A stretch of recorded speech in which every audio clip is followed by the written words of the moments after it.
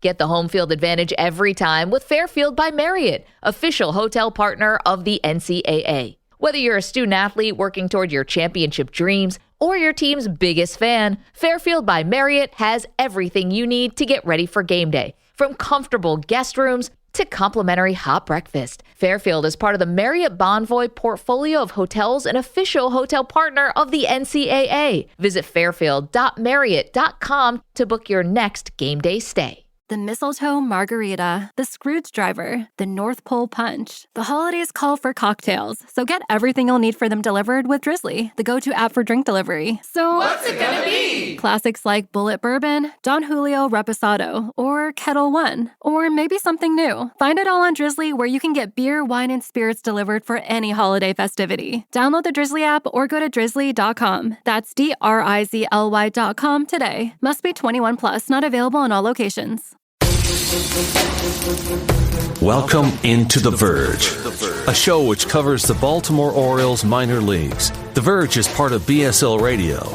Baltimore Sports and Life is dedicated to analysis and discussion on the Orioles, Baltimore Ravens, and the University of Maryland. The site has a team of writers providing coverage of those teams and houses live streaming content weekly. Join the conversations at the message board, like BSL on Facebook, and follow BSL on Twitter.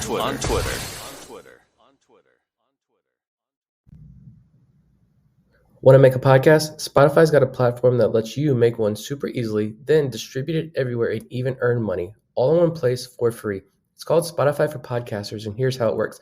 Spotify for Podcasters lets you record and edit podcasts right from your phone or computer, so no matter what your setup is like, you can start creating today. Then you can distribute your podcast to Spotify and everywhere else podcasts are heard. Video podcasts are also available on Spotify. With Spotify for Podcasters, you can earn money in a variety of ways, including ads and podcast subscriptions. And best of all, it's totally free with no catch. Ever since we discovered Spotify for Podcasters, we feel like having options like video podcasts and Q&A lets us be more creative on another level. I highly recommend you give it a try. Download the Spotify for Podcasters app or go to www.spotify.com/podcasters to get started. Welcome to On the Verge. This is Zach Spedden, joined as always by Bob Phelan and Nick Stevens. And we're back for our second episode this week as we come in with our annual opening day predictions episode. We had originally planned to have this on the back end of our interview with Jonathan Mayo of MLB Pipeline on Monday, but that show got really crowded with the Cole Sulser Tanner Scott trade, as well as release of minor league rosters. So we decided to give our listeners a second episode this week devoted just to our opening day predictions. And we'll get to that in a moment. But first, as our listeners know, we have a Patreon group, and we like to shout out new members of our community as they join. So I'm going to turn that over to Bob. Yeah, so we had quite a turnout last week after, I guess, season comes along and people want to get on board, which I cannot blame them. So Joseph Burns, welcome aboard, signed up for a 1-year contract. Addison Yee, he's on the month-to-month. He's not so sure. No, I really appreciate you signing up. Jake Galloway is also here. And Nick, no last name given, another $10 patron at a year straight up front. So that's awesome. Thank you so much. And we also happen to re-sign Yoni for a year as well. So he re-upped on a yearly rate, which you can save a little bit of money that way. So helps you out, and we're not going anywhere. So don't have to worry about not getting your value there.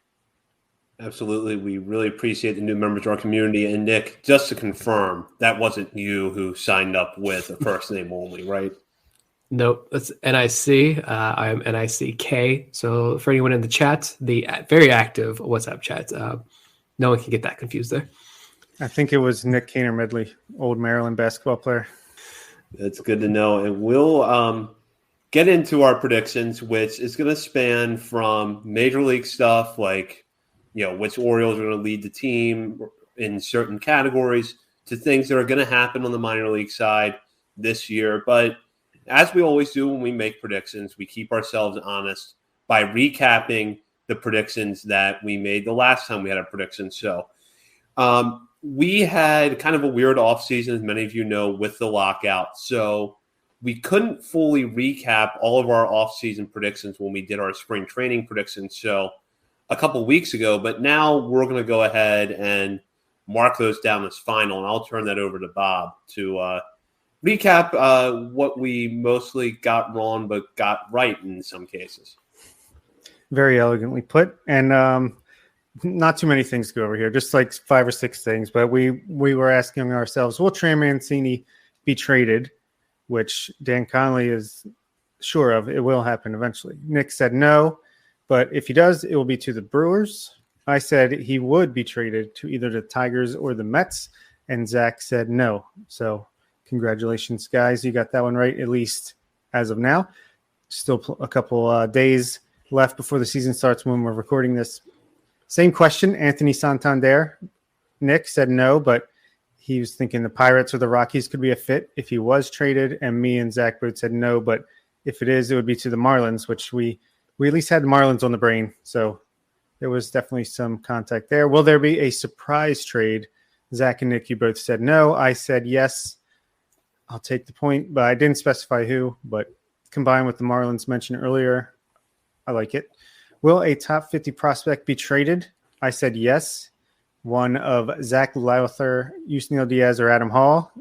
Nick said yes, Yusniel Diaz, and Zach said no. So there you go. That's a win for Zach. Velocity increase. Who do we think would come into camp, throw in a little bit tick or two higher? I said Drew Rom, Zach Peak, and Kyle Branovich.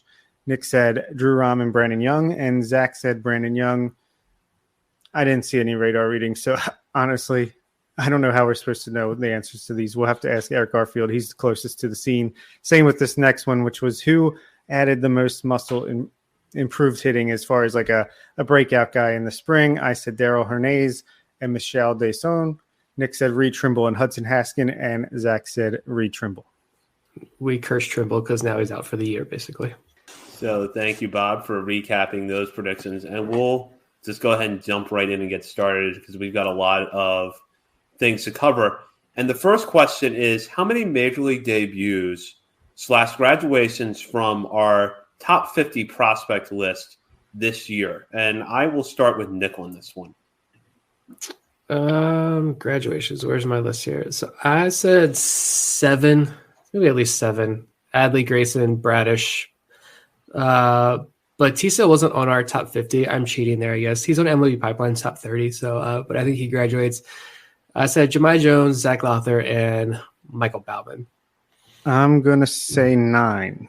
And those 9 will be Adley Rutschman, Grayson Rodriguez. And now after Mike Elias' comments a week or two ago, I do believe DL Hall will graduate. I think he'll get enough time, 50 innings to graduate. I will also say Kyle Bradish, Kyle Stowers, Taron Vavra.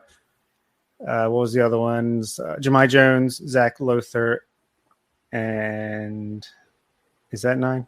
I don't know. Maybe Kevin Smith. So I'm going to go with 10 on my list, and I'm going to go with Adley Rutschman, Grayson Rodriguez, DL Hall. That takes your top 3 off the list. Kyle Bradish, Kyle Stowers, Michael Baumann, Taron Vavra, I do believe will get enough at-bats to graduate this year. Zach Lowther comes into your barely any prospect eligibility, so I think he graduates. Jahmai Jones graduates, and I'm going to make what I think is the boldest prediction in this group and say that Yusniel Diaz will graduate. Yeah, I could see that. And Baumann was the guy I skipped over and missed. I also think he will. So, yeah, that's a lot of turnover, and yet I still think we will have a nice deep farm system high up in the rankings after that. Next one, speaking of graduations, top guy on that list, Adley Rutschman. Will he win American League Rookie of the Year award? We'll go Zach first. I'm going to say no, unfortunately. I think that the injury is going to cost him a little bit of lost time. I think the Rookie of the Year winner this year is going to be Julio Rodriguez. Rutschman will finish well in the voting, but he won't win it. So I'm going to say no. I'm going to say no as well. It's not a lack of faith in Adley. As we know, he's going to get a late start to the year. He's working back from injury already. Won't take long, but if he was in the National League, I'd still say yes. The American League Rookie of the Year competition is going to be incredibly loaded. Bobby Witt, Julio Rodriguez, Spencer Torkelson are all starting the year at the major league level, not to mention Riley Green could get healthy and come back. There's a lot of great names, not the least of which is his own competition on the Orioles, Grayson Rodriguez, if he comes up soon enough. So yeah, the American League is going to be fun if you're a fan of prospects, which we are. Yeah, I said no as well. And I said same thing as Zach, that my pick is going to be Julio Rodriguez. I think he's one of my favorite non-Orioles prospects. And I honestly think the Mariners are just a sleeper team this year in general. I think Rodriguez is pretty special talent. So I'm going to go no on top 3 and give it to Julio. But that's also a good point by Bob. And I was going to talk about this on the main episode as well when we talk about prospects, promotions, and trades and stuff. Like, you're going to see unbelievable rookie talent this year across baseball. And the fact that people think like baseball is dying, baseball's a dying sport, blah, blah, blah. Baseball's in pretty good hands right now. So it's going to be fun. Yeah, couldn't agree more with that. And speaking of Grayson Rodriguez, will he finish top 3 in the Rookie of the Year voting? Oh, that's the same question, basically. I misread that. I thought it was something completely different. But what will Grayson Rodriguez finish up there in that top 3? Let's go with Nick. I'm going to say no there as well. Hopefully he gets called up sooner rather than later. But yeah, I just hope he shows enough, has a good base to go into 2023 as number 1, number 2 on this team. That's what I'm most concerned about. Completely agree with Nick. I don't think he's going to finish in the top 3 of Rookie of the Year voting, but hopefully he gets up here quickly and is successful. There's so much rookie talent in the American League this year that I think it's going to be hard for anyone to come up too late in the season and push for the award, let alone a pitcher who's not out there every day. Yeah, I'll make a lot of the same points I just made about Adley, and same goes for Grayson. It's the competition, and he's not starting the year in the majors, so he's a little bit down. But going back around the horn, let's ask, will he be the top pitcher when it comes to the Rookie of the Year voting? I'm going to probably say no, just because I'm going to play it safe here and say that he spends too much time in AAA. I'm going to go with my guy Reed Detmers. I think he's still rookie eligible. I believe so. I'm going to go Reed Detmers. Angels, another surprise team this year. Maybe they finally figure out pitching. So yeah, this is nothing against Rodriguez, nothing against Rutschman. It's just that, like you mentioned, the American League, it's going to be a fun conference for a very, very long time. Do you think he'll be the top pitcher out of the Rookie of the Year voting? And I would have said no as well, just because you got Matt Brash, Reed Detmers, like you said, Shane Baz. It's just so loaded. There's a lot. And even his own teammates, Dale Hall and Kyle Bradish, could give him a run for his money. So as great as I think he will be, and as soon as he is available at the major league level, I have to say no. So at this point, Jack Leiter is going to be in the major leagues also by the end of the year. Yeah, I agree. I'm going to go no there too. I think that there's just a lot of pitching talent in the American League this year that's going to be rookies, Brash being one of the big names there, Detmers, who Nick mentioned. So it's going to be really tough to even break that. But if Grayson Rodriguez comes up and performs and he does well, and we're looking at him as a top 2, top 3 starter next year, I'll be thrilled. Absolutely. So looking at another rookie, will Kyle Stowers enter the offseason being looked at as a regular outfielder for 2023? And I will let Bob start with this one. Yeah, this was one of mine. I just thought, we have a lot of hope for Stowers. He came on really strong last year. We expect him to take over for Santander in right field as soon as June or July. And, I just thought, he's got those strikeout issues in quotes, may or may not be an actual issue when it comes to his production. But, is he going to do enough to, be like Austin Hayes is this year coming into the year when, you just assume, okay, Austin Hayes is in left, Cedric Mullins is in center, Kyle Stowers is in right. I think he will. I think he's going to get off to a little bit of a slow start when he first, makes his major league debut. We saw it even with Jared Kelenic, a very top of the line prospect. And I think his type of hitter with the power and a little bit of swing and miss in his game could take some time getting used to, but I think he's much like Austin Hayes. He's going to have a hot September and be like, okay, now we know what we've got. And we will assume that. I'm going to say yeah as well.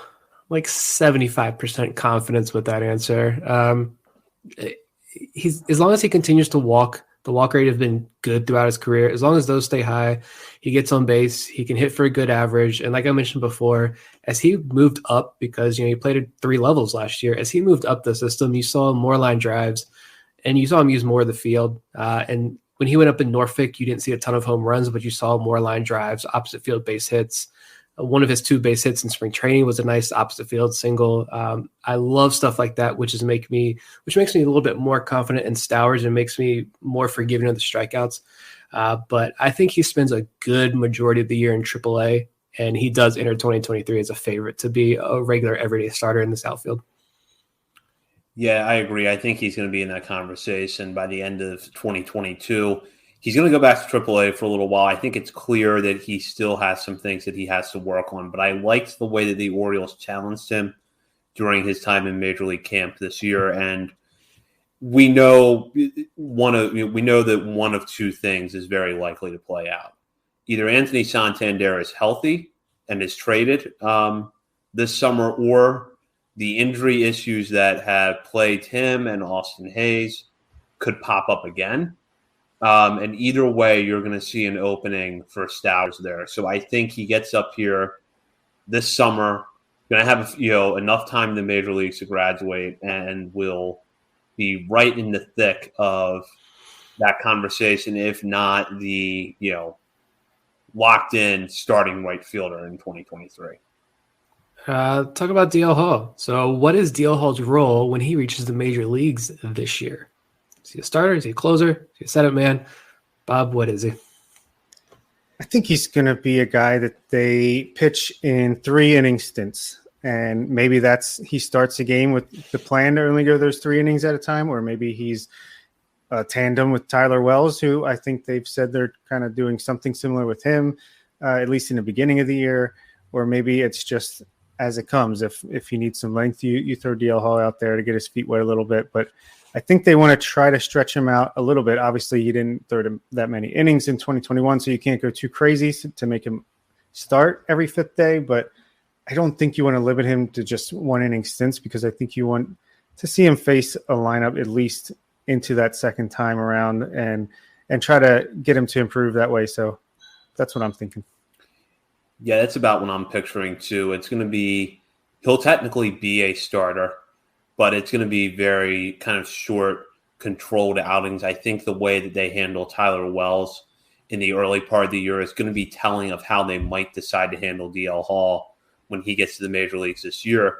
I think, like Bob said, you want to see him try to go through a lineup at least twice. And while any major league experience he can get this year is good, I don't know that, 5th inning, outing where he faces 3 or 4 batters every 3 or 4 days is going to do him a lot of good. I think that you do need to find that balance of controlling his innings and challenging him, because, those short relief stints, I just don't think are going to do much for his development. So I think that they're going to have him start, but it's going to be short outings, very controlled, almost sort of like a longer opener type thing.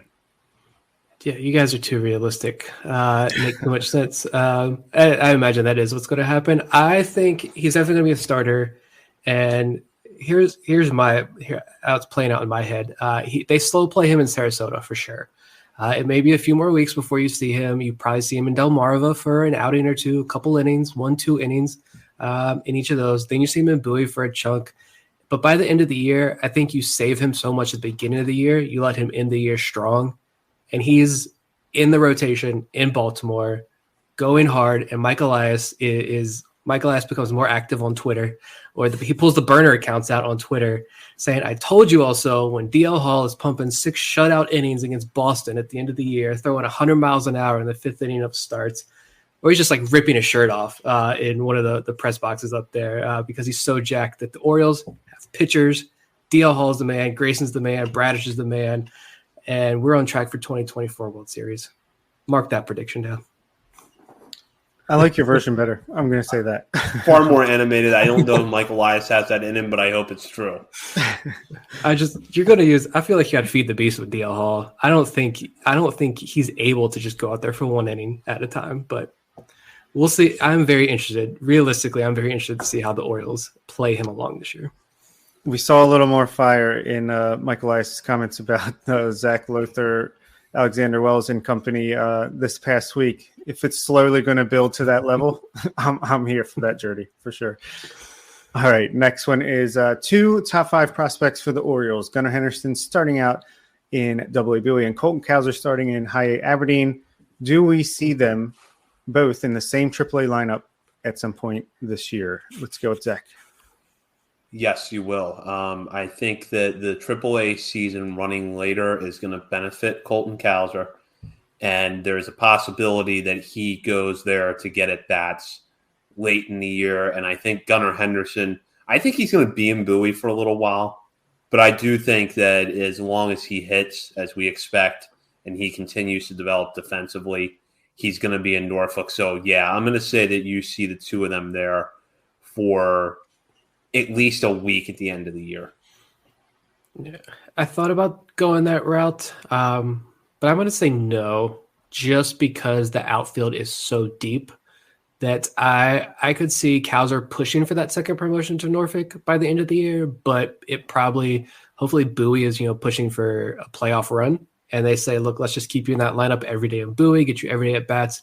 And then by the time that season ends, they say, hopefully you had a great season. Let's just go ahead and shut it down and give you some time off before you're back in Sarasota for some off-season work. So I'm going to say no, but God, could you imagine Norfolk with, whatever that Drew Rom and Gunnar Henderson and Colton Cowser behind him? Like this is just adding to the excitement because these prospects are getting so close to the major leagues. I'm going to say yes as well. I think Gunnar Henderson should make, just all things even. If expectations are met, I think 4 months in Bowie, last month and a half, maybe in Norfolk. If he is lights out, just killing the competition, exceeds expectations, then maybe he gets there a little bit sooner. And I've already predicted that Cowser's just going to speed through this system this year. Kyle Stowers can make it to AAA, so I have no choice but to say yes, but I can definitely envision Nick's scenario as well. So we'll go now with the surprise players of the year. And I say players because pick one for the majors and pick one for the minors. So I'll start with Bob on this one. Oh, boy. I will start in the minor leagues and go with Heston Kjerstad. I think he will be delayed, obviously, from the hamstring injury. But I think he will start out in Delmarva, hit the ground running, and make it up to Double-A Bowie still. I still think he could make it to Bowie if everything goes perfectly, and he needs that kind of luck after the luck that he's had to date. So that's my hopeful prediction there. And as far as the major league level, I'm going to say, oh my God, Ramon Urias is for real. And he cements himself as a guy that should see every day at bats, or at least close to it when the team is contending again, or at least for a contending team. Because I think if things go well for the Orioles, he would be a utility player at best, but maybe he proves that he's real enough that he becomes a real trade asset coming into next offseason or the trade deadline in some point in time. I like those. Minors, I'm going to go with surprise. He's not really a surprise for us because we've talked about him so much. But I'm going to go like Raul Rangel as this year's like Gene Pinto. So I think from a national perspective, he's going to surprise a lot of people. I'm going to keep riding that train. It was tough between him and I also want to throw out Creed Willems. I think he's going to surprise a lot of people in the year in Delmarva. And I was really down on him after last season. We talked about this before, but I think after listening to some older interviews with Brad Selick, I think he brought up Willems' name when you guys talked to him the other day. After seeing what Eric Garfield's put out over the last couple of weeks with Willems at camp, I'm getting higher and higher on Creed Willems. So I think he could be a big surprise as well down in the minor leagues. The major league level surprise, I'm going to go I didn't think about this one beforehand. I'm going to go Michael Baumann. I think he surprises a lot of people, but like I mentioned earlier or on Monday's show, I think he surprises people because he becomes this team's closer by the end of the year.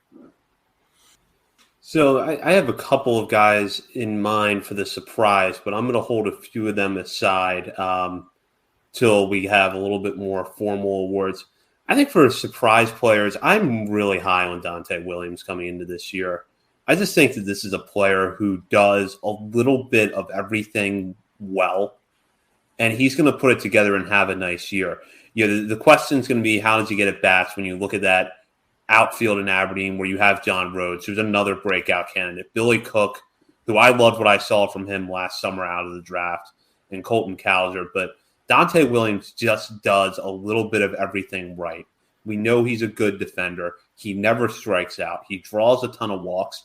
And I know that there have been questions about what that power is going to translate to at the professional level. I'll just say this, which is that I think he's going to hit for just enough power that you pair it with everything else, and you feel like you have a pretty solid player in your hands. So I'm going to take him there. And then for the major leagues, I think the surprise is going to be in the bullpen. I'm going to go with Brian Baker. I really like what he has shown this spring. I think he's got good stuff, and I think with an organization that is not as deep as Toronto's is and that was not as active in major league free agency and in trades this offseason, he probably would have stuck. So I think the Orioles were lucky to get him. I think he's going to put together sort of a Tyler Wells-esque year out of the bullpen. But keep an eye out on Nick Vespi, too, because I think the Tanner Scott trade just opened some new opportunities for him. And the Orioles are going to be breathing a sigh of relief that the major league phase of the Rule 5 draft didn't happen. That would be nice. Flip side of that, who is going to be a major disappointment this year? Do we want to go majors and minors or just pick one guy in the system? I'm going to be gutsy and go both. It's never the thing you want to do. You don't want to predict someone's failure. And I'm not. I'm just saying I could see the scenario for these. Okay, so just keep that in mind. Major league level, I'm going to go with Austin Hayes. I think maybe some more frustration along the lines of injuries and just the lack of plate discipline, not really allowing him to take that next step to be a consistent regular on a contending team. So Austin Hayes would be my major league pick. And for minor leagues, I'm going to say Cesar Prieto. I just could see a scenario where he's not quite as ready for the level of competition that a lot of people think that he probably will be. Like you saw people saying he should start in Double-A Bowie. Obviously, he's starting in High-A Aberdeen, which I think is fair, and I'm expecting him to do well. But say he plays the whole year in Aberdeen or only barely makes up to Bowie and doesn't light the world on fire, I could see people thinking that's a huge disappointment when maybe it's just going to take him a little bit longer to acclimate. I'm going to be a little less gutsy, and I'm just going to go with one. I'm just actually going to focus on one area of the team. So that's why I'm going to try to keep this as simple as I can. The infield outside of Ryan Mountcastle and Ramon Urias at the major league level this year is going to be a disappointment for the first several months. I think it's going to be frustrating to watch. A lot of nights the Orioles tried to put together something that looks like a coherent major league infield. Mountcastle, I think, is going to have a good year, and I think he's going to get better and better at first base now that he can focus on it exclusively. I think Urias is going to have a nice year with the bat, but is going to look a little out of position up front while the Orioles are trying to figure out how the rest of their infield is actually going to look. So I think Rougned Odor, Kelvin Gutierrez are not the answer for a whole season, maybe even half a season. Chris Owings is a nice utility player, but not somebody that should be starting every day. The same with Jorge Mateo. So I think that infield is going to be a real challenge for this team. And then you're just going to have to hope that Taron Vavra, someone in that group of Taron Vavra and Jahmai Jones breaks through later in the year and salvages one of those positions. Because I think that outside of Urias, the infield spots that are not first base are going to be really rough to watch this year. My biggest disappointment at the major league level, Bob stole mine, and I was afraid to say it because I feel like we're going to have to find like a new network to join after Chris removes us from Baltimore Sports and Life. So, yeah, I just think that he finally stayed healthy last year and had a decent season, but I could see a scenario where it all comes crashing down. And I hope I'm wrong, because I think he can be an exciting big league piece in some capacity. I don't know if it's as an everyday starter, but in some capacity, I could see him working out. But I'm curious to know if it just all kind of comes crashing down this year for him. We'll see. And as far as like a prospect, I hate saying this one as well. I don't have a specific player in mind, but we really hyped up that Bowie starting rotation on Monday's show when looking at these rosters. I think a big name on that Bowie rotation that we all love, and we love all 5 of those guys, probably 6 of those guys that starts in Bowie's rotation. I think we see a name from that list not cut it this year and ends up falling out of contention here. Unfortunately, I think that's where I'll go. I don't want to pick a name, but obviously all 6 guys can't graduate up to the next level and make it to the major leagues. And I think a lot of Orioles fans are pretty high on that entire list there in Bowie. So I think that's where we see some disappointment, but fingers crossed I'm wrong. I want to throw this out there about Austin Hayes, since I'm the outlier. I think he's going to have a nice year if he can stay healthy, which is always a huge if with him. The only thing that I am concerned about is that I think he's actually the one player that I look at on the current Major League roster and think that moving the left field wall back is going to hurt him a little bit. It's going to hurt him more than it's going to hurt Ryan Mountcastle and Trey Mancini. And you're not really concerned about anybody else on that roster because it's either right-handers who don't hit a lot of home runs or it's left-handers who hit a lot of home runs like Cedric Mullins. But so I am concerned that the power isn't going to be there for him, but I still think everything else is fine if he's healthy. You're just trying to keep your job. I'll play devil's advocate to your devil's advocate. I wonder if moving that wall back actually might help him, because the way he slashes the ball, maybe he can hit that corner, hit those angles, and get a couple more doubles and triples in there, even if it makes his home run total go down. But who the hell knows how it's going to all play out. It'll be very interesting to see. I think we tiptoed around that one enough. The rest are all pretty positive. So 2022 Kyle Stowers Award winner will be, and to explain what the Kyle Stowers Award is, it is the guy who breaks out in a major way, advances multiple levels, and really gets his name up towards the top of our prospect rankings, at least on the radar, heading into next year. So let's go with Nick. This is so tough. I'm going to go with a lot of the names I want to say are just way too young. Like, they're going to spend all year in Delmarva, maybe a little bit of time at Aberdeen. Give me John Rhodes. I mean, I've said it since the end of last season. This is the guy. It just seems like such an obvious pick there. He's starting in Aberdeen.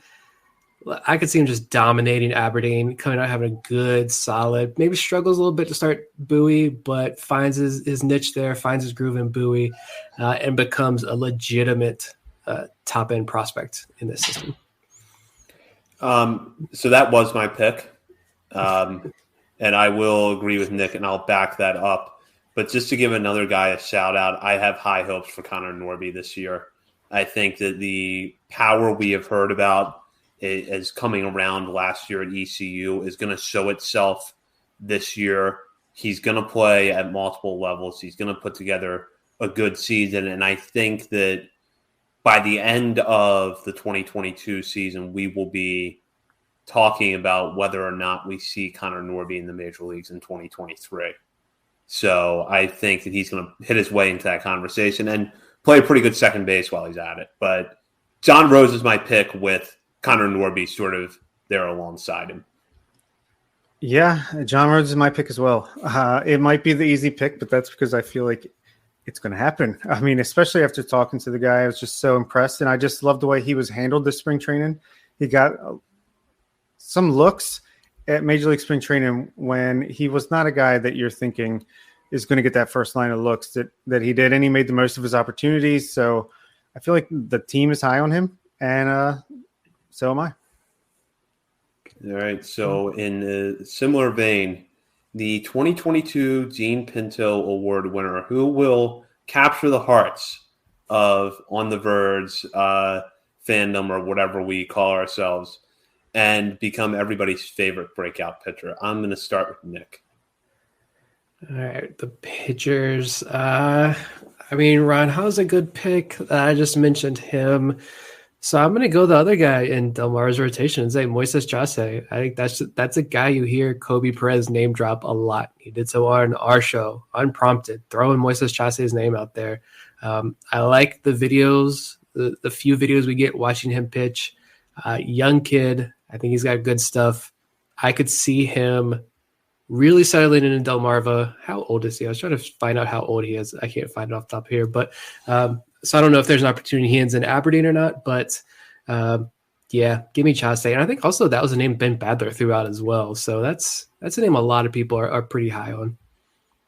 Yeah, I like Chase. I like Rangel, of course. I'm going to go with Cesar Alvarez, a young guy who pitched great in DSL. I think he'll be pitching in the FCL just like Gene Pinto did at the start of last year. And I could see him having enough success to get that jump to low A Delmarva late in the year, like Pinto did, to set himself up for 2023. And I don't know if he counts, but what about Carter Baumler? I mean, this is a guy who will probably also start in the FCL and hope to work his way up from there. So I could see him breaking out. He might not, he's more of a notable name, more well-known. He's already got his first Bowman card out there, unlike these other guys. So just an idea, but Cesar Alvarez is my pick. Those are all really good picks. I'm going to go with Rangel. What he did last year at the FCL was really impressive. And you could look at his numbers and argue that he should have been in Delmarva at the end of last year and gotten, at least a couple of outings up there. But it really doesn't matter now because there he is in Delmarva. He's going to be in their rotation. I think he's going to put together the type of season that has us talking about him as a top 30 prospect next year. I mean, he got kind of close this year, but I think he's just going to seal the deal with a really nice 2022.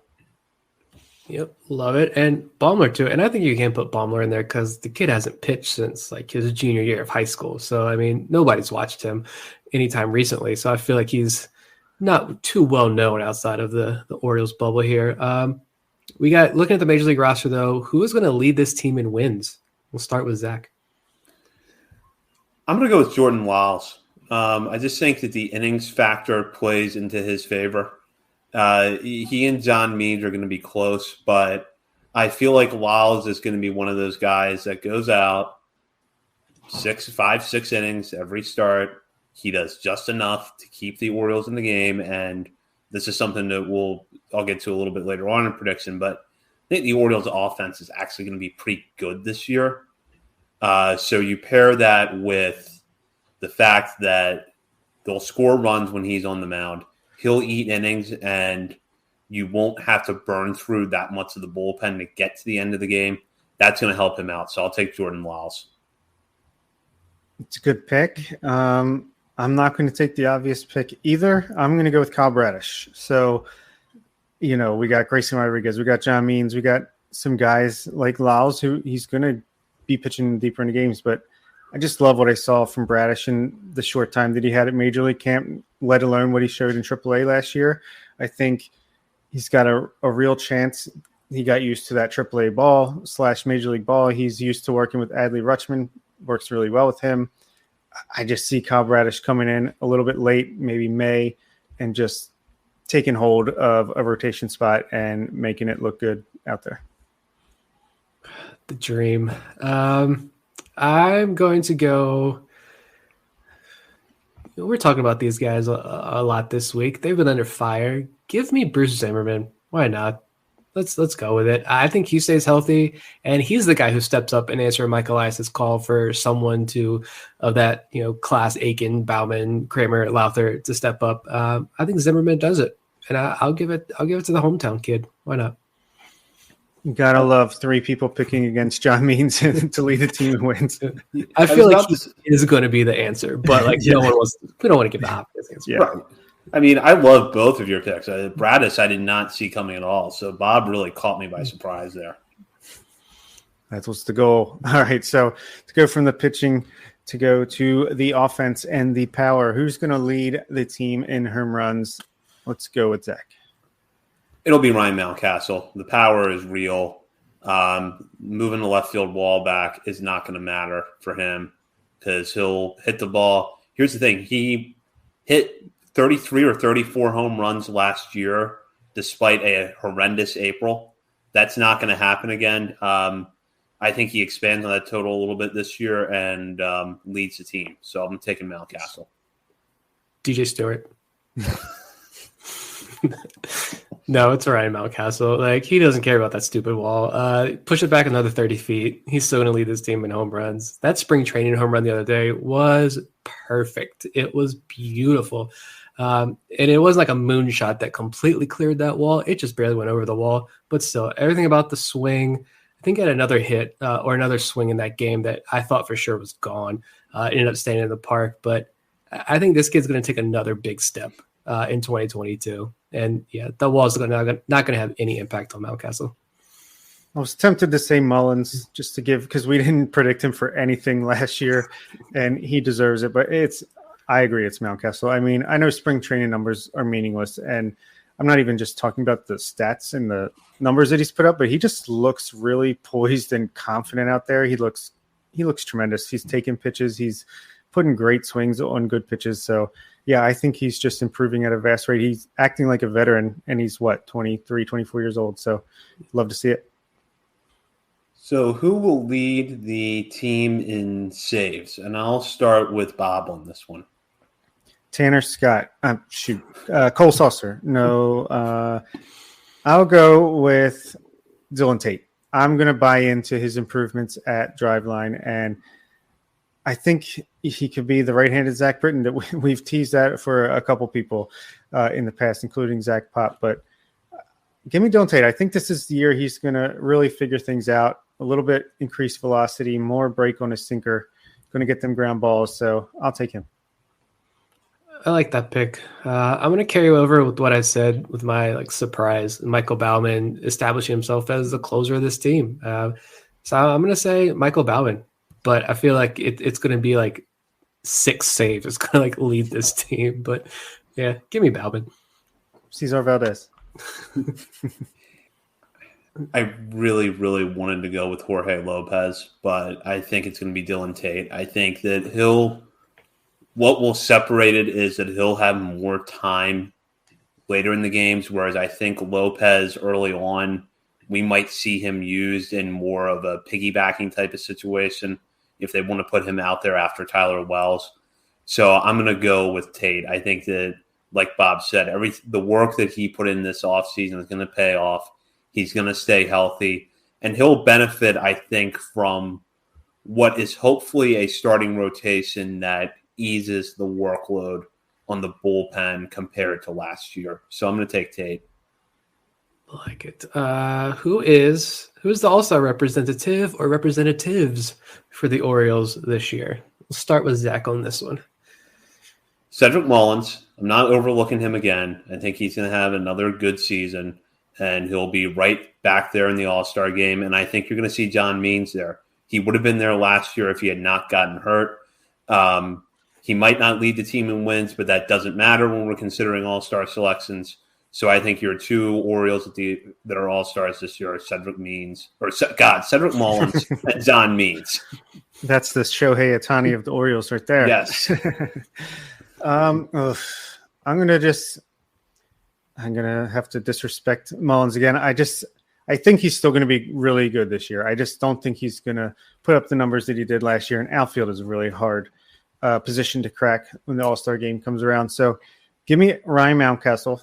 I think he will, like we said, when he looks good, he'll break out this year even more. And give me Adley Rutschman. I think, he's going to get enough playing time at the major league level, I feel like, because it's in mid to late July. I feel like the All-Star game, it's a little bit later than halfway. So I think he comes up and gives enough of an impression. I think also, like, baseball is going to want to get these young stars like Torkelson, Julio Rodriguez, Bobby Witt, Adley Rutschman.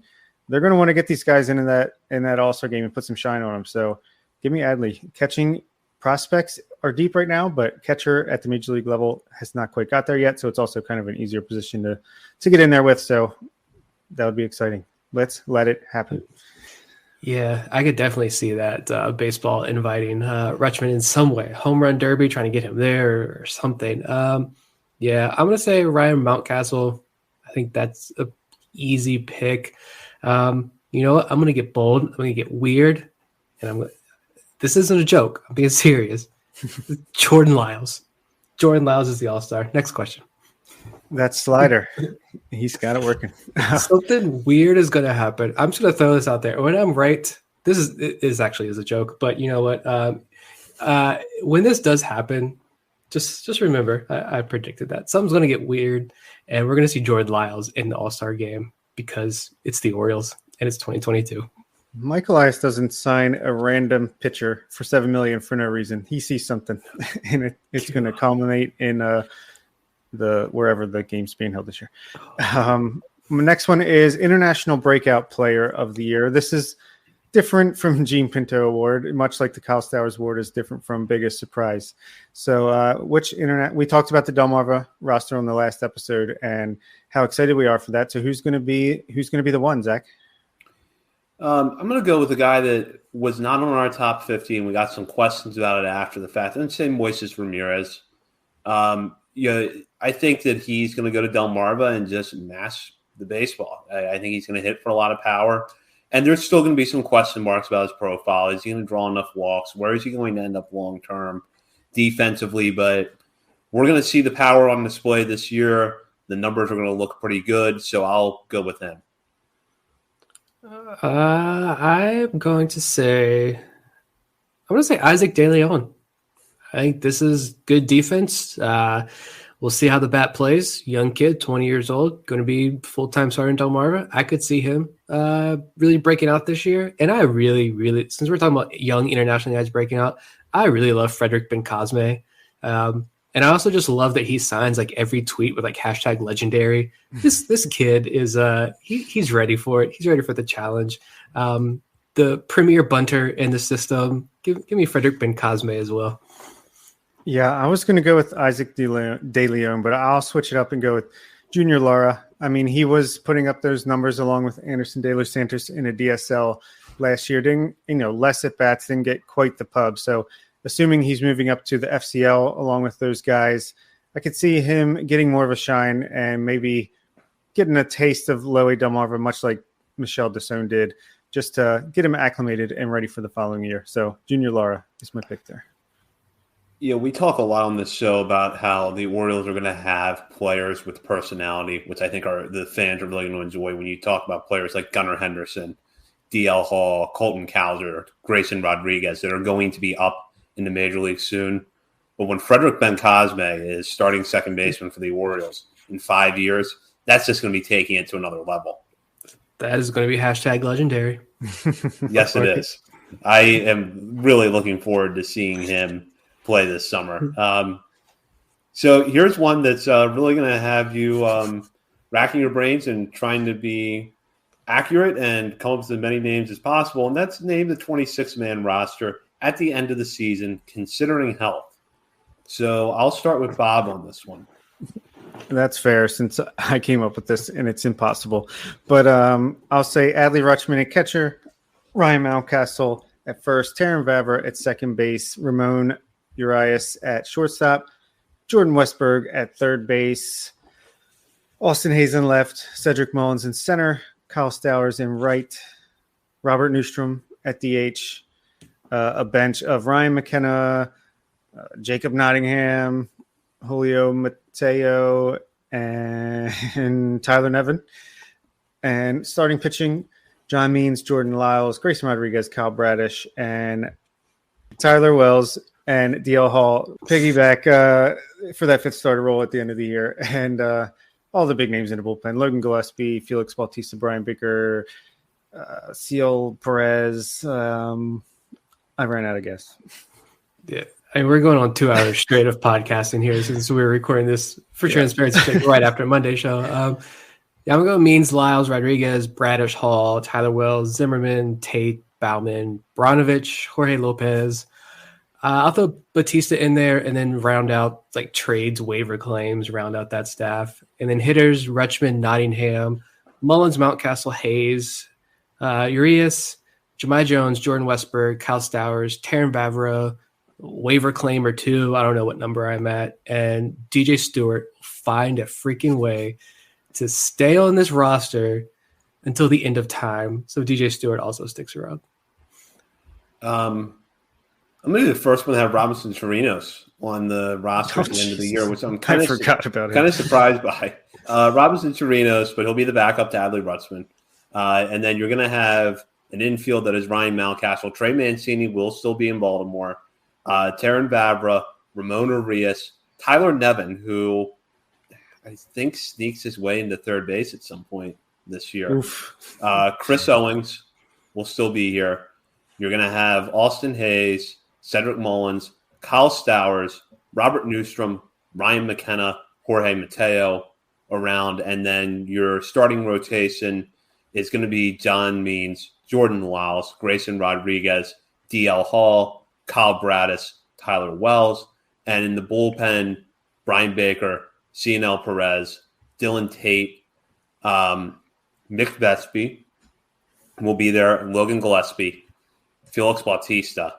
And I don't know if I've named enough names, so we'll go with that. That was better than I expected. Do we want to do – let's do these over-unders here. I can just read off all these, or we could just say over-under. That's cool. Lightning round. Yeah. So over-under, Rougned Odor, 0.7 WAR. Under. Yeah, I got like negative 0.1, and then he gets cut. Taryn Vavra, 339 plate appearances. And all these numbers coming from Fangraphs projections and Fangraphs numbers here, by the way. I'll say slightly under. Slightly under as well. Yeah, I'm going to say under. Adley Rutschman, 2.7 WAR. That's a good number. Over. Over, but not by much. I'm going to say push. He's at 2.7. Ryan Mountcastle, 31 home runs. Over. Yeah, over. Cedric Mullins, 3.5 WAR. Slightly under. Over. Defense, I don't know how to figure the defense. I'm going to say under, but above 3. Yeah. Trey Mancini, 26 home runs. Under. Over. I'm going to say under. He gets 15, then gets traded, and I delete social media off my phone for a week. John Means, 4.35 ERA. I'll go under. Under. I'm going to go under as well. Jordan Lyles, 5.60 ERA. I mean, if it's not under, what are we doing here? So I'll say under. God, I hope it's under. It's going to be over. It's going to be over, but he eats innings. So he still makes the All-Star game. And exactly, still an All-Star. Grayson Rodriguez, 1.5 WAR. It's always hard for me to predict a pitcher's WAR because I'll say Matt Harvey had more than 1.5 WAR last year. I'm going over. Under. Yeah, I'm going to say under just because time. He's going to have to adjust, but we'll see.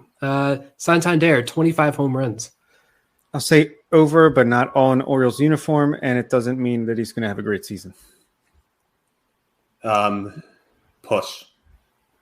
That was mine. I'm going to go, push that too. 25 home runs sounds about right. Keegan Aiken, future number 2, when All-Star Jordan Lyles gets traded. 4.95 ERA for Keegan Aiken. Over. Yeah, it's like 7. I'm going to say between 7 and 8 before he gets dumped. Yeah, for sure. We'll go now to some listener-prompted predictions. We have a few listeners that wanted to chime in with their own prompts, and we'll take those now. And we'll start with one from Taylor. Will Jordan Westburg make his major league debut this year? And I will start with Nick. I think he does. I could see 2 months or so in Bowie, as long as he comes out the gates hot or performing well. He's up in AAA before too much longer. And yeah, we see him in the big leagues by the end of the year. I also agree he will make his major league debut this year. I think, September call-ups aren't necessarily much of a thing anymore since they only limit it to 2 extra roster spots now, but I think he'll be one of those too. I think he gets a little bit of taste at the end of the season in September.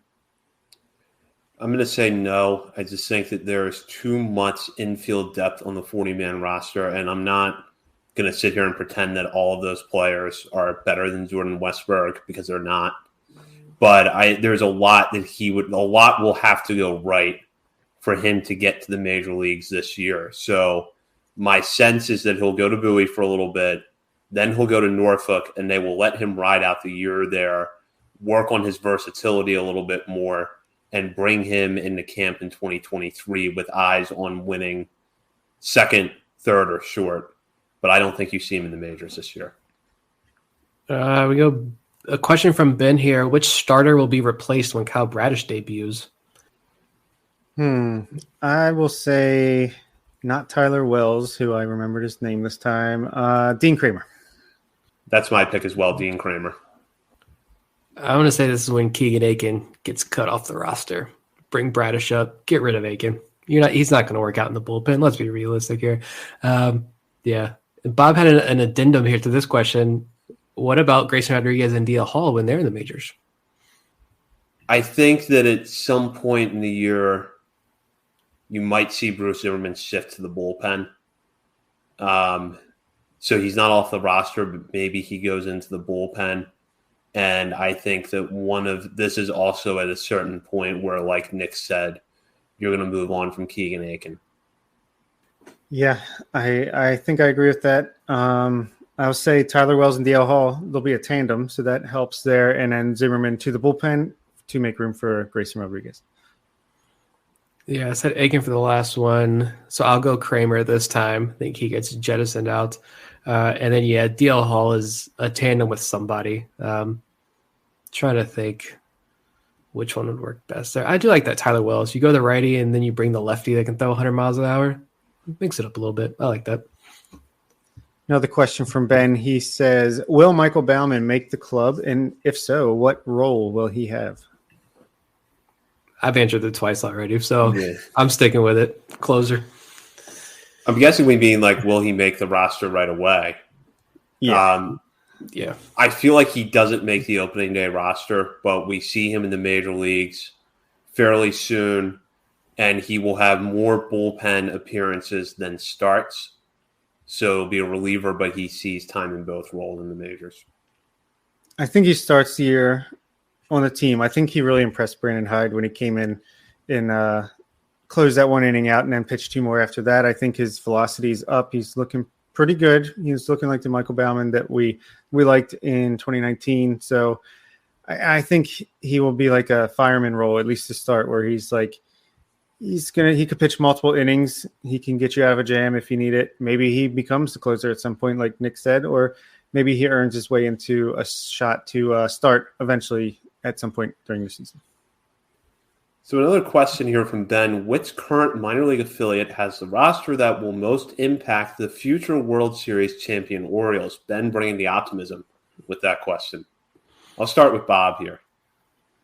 It's got to be Norfolk for me. I mean, I think personally I like some other rosters better as far as which game I'm going to turn on when I have my pick of the litter on MILB TV. But Adley Rutschman, Grayson Rodriguez, Kyle Bradish will be there eventually. Taron Vavra, Kyle Stowers. I just feel like there's enough guys that are close and still at the very top of the rankings that they're going to make a real impact and be the ones that lead us there. That makes a lot of sense. I also like Bowie when you look at Gunnar Henderson and Jordan Westburg and Joey Ortiz there, and that pitching staff, like we talked about, that's such a good pitching staff. You know what? Let's get weird with it. I'm going to say Aberdeen. I like Kobe Mayo, Colton Cowser, obviously. John Rhodes is a guy we're high on. Dante Williams, like Zach mentioned, he's high on him. That possible fourth outfield type. Gene Pinto. Connor Norby, can he become a piece? I think there are a lot of really interesting pieces there. And to go along with Pinto, like I mentioned this on Monday's show, I think there's another name in that pitching staff, that break camp roster pitching staff. Someone else is going to break out from that group. Someone's got to. So I think I'll say Aberdeen. Why not? Looney Tunes, man, Loon. Overall, over the course of the year, it's going to be Norfolk, but for the opening day roster, I'm going to take Bowie. You got to love the fact that you have Gunnar Henderson, Joey Ortiz, and Jordan Westberg in the same infield. And I feel like one of, or perhaps both, Drew Rom and Brandon Young are going to develop into Major League starters. I'm pretty much 100% there on Rom, and I'm one good season away from being there on Brandon Young. Zach Peak could be a closer. Zach Peak, yep, and I'm, we're all three high on Zach Peak, and I think he's going to contribute to the Major League team in some form. So for opening day roster, it's Bowie. Over the course of the year, it's going to be Norfolk. You could pick the Delmarva roster, but who wants to wait that long to win a World Series? Your 2029 World Series champions. The median age of the roster is 24. So the last question here, this is a good one to end on, from Matt. How many Major League home runs from Adley Rutschman this season? Let's start with Bob. 22 home runs for Adley Rutschman. I'm going to go 15. Boo this man. So I was actually thinking along those lines as well, because I'm going to say 17, but you see a lot of doubles, a high average, and the work that Rutschman's going to have to do is behind the plate and helping this pitching staff. So I'm curious to see how much that plays a role. So I'll say 17, and people are going to call him a bust, and we're going to have to go through all of this drama with the Orioles fans because God forbid Adley Rutschman doesn't hit 57 home runs his rookie year. He's going to be perfectly fine. And like Jonathan Mayo said on Monday, we're winning the 2024 World Series, so we're all good. Predict the homestand in which he hits the warehouse. It's going to be against a righty. He's got to do it from the left side. It's going to be against Garrett Cole, and I'm going to love every second of that. Hot day in August. Actually, it's opposite field. Right-handed. Let's play baseball. Over that Yellowstone wall in left field.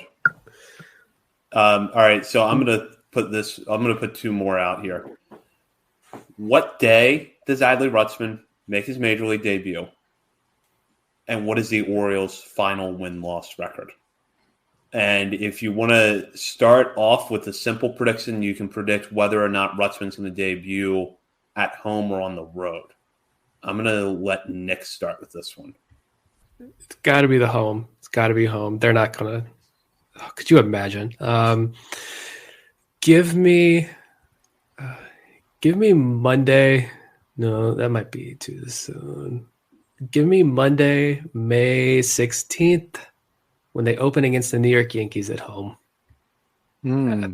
That still might be a little too early, since we know he's still some time away from seeing the field and getting game action. I think he just started hitting off a tee, Nathan Ruiz was reporting, so that might be too early, but I'll say that. And the win-loss record, I don't know my math.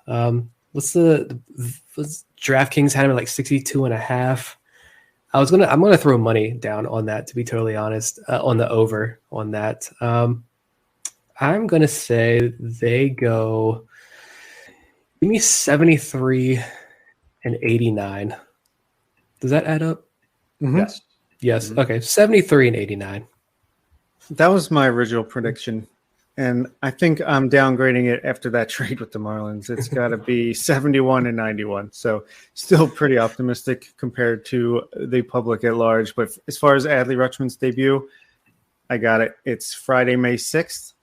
The Kansas City Royals and their number one prospect, Bobby Witt, coming to town. Mm-hmm. Adley Rutschman's like, let me show you what a number one prospect is supposed to do. Actually, Adley might be the number one prospect by then, just based on prospect eligibility and at bats, but that would be fun. I'm going to say that Rutzman debuts on May 31st, Tuesday night at home against Seattle Mariners. So you will have him and Julio Rodriguez on the field. So that's going to be fun. In fact, that whole series is going to be fun. So, and I'm going to go 68-94 for the Orioles. Rotation is more stable than it was last year. The bullpen is better. The defense is marginally better, and they'll score a lot of runs. But they're still bad. Just not as bad. That's all we're asking for. Do we want to do one final question? We always do this. We always just keep extending it. Let's do it. But do we want to end it with a World Series prediction? A preseason prediction here. We can. Let's throw it out there. You go first. Oh, man.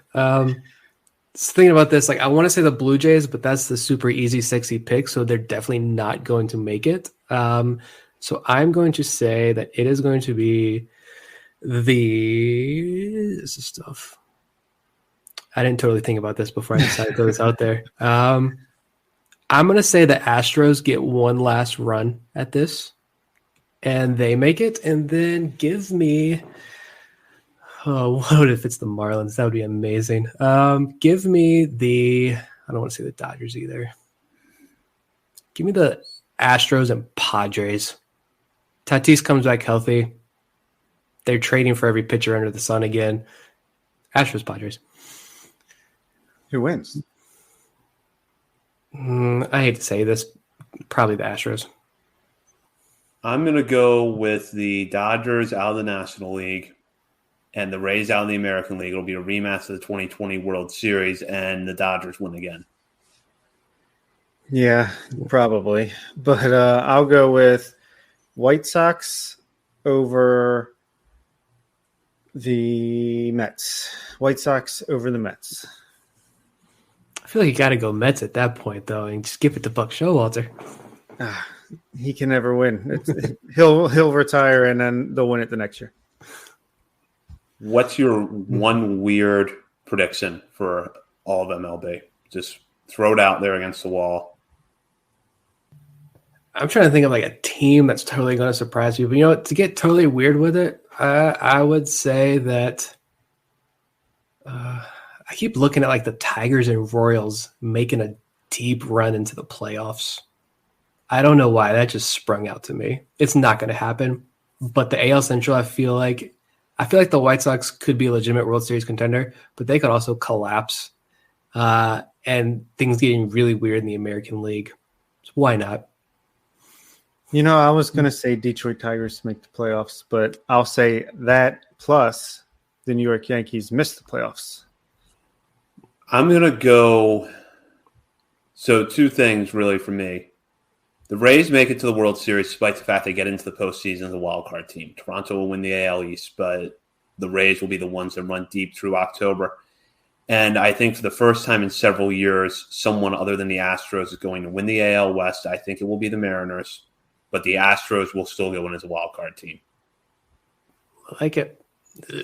Baseball is finally here. And to think a couple weeks ago, we thought we may not be getting a season, or at least not anytime soon. So this is awesome. This is awesome to think. We finally get to look ahead to real baseball games that happen. What's today? This is coming out, Wednesday or Thursday? So tonight, tomorrow night? Time's weird right now when you do this recording ahead thing. But baseball's here. Baseball's back.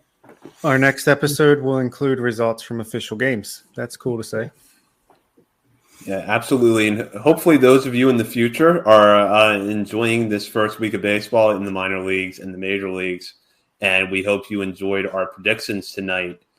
Continue to follow us on Twitter at BSL on the Verge. We will be back with a new show next week. And in the meantime, also check out BaltimoreSportsAndLife.com for all of the latest coverage on the Orioles, NFL, college sports, and more, and hop on the message board there and join the discussion with fellow readers and writers on the site. Thank you for listening to tonight's episode of Opening Day Predictions that are guaranteed to maybe be 40% right or so, but we're going to be optimistic and hope for a higher success rate this time around. Bob, Nick, any final thoughts? I'm talked out. Yeah, go Orioles. And I'll see you guys in 2 weeks probably. I won't be on next Monday's episode. So for sure, I'll be back soon. We'll do addition to the family, so congratulations to you and your family, Nick. Thank Good you. luck with everything. Mazel tov. I'm going to need a lot of luck and a lot of alcohol and a lot of baseball. That's right. Well, for Bob Phelan, Nick Stevens, and Cedric Means, this is Zach Spedden, and you've been listening to On the Verge. High Five Casino. High Five Casino is the top social casino where the action and real prizes never stop. With all of the hottest games right from Vegas and winnings that go straight to your bank account, get ready for fun spins and big wins. Enjoy free daily rewards and come back to get free coins every 4 hours. Not just once a day like the others. Visit h5c.fun. That's h5c.fun. And have your high five moment today. High Five Casino. High Five Casino is a social casino only. No purchase necessary. Void where prohibited. Play responsibly. Terms and conditions apply. Visit website for details.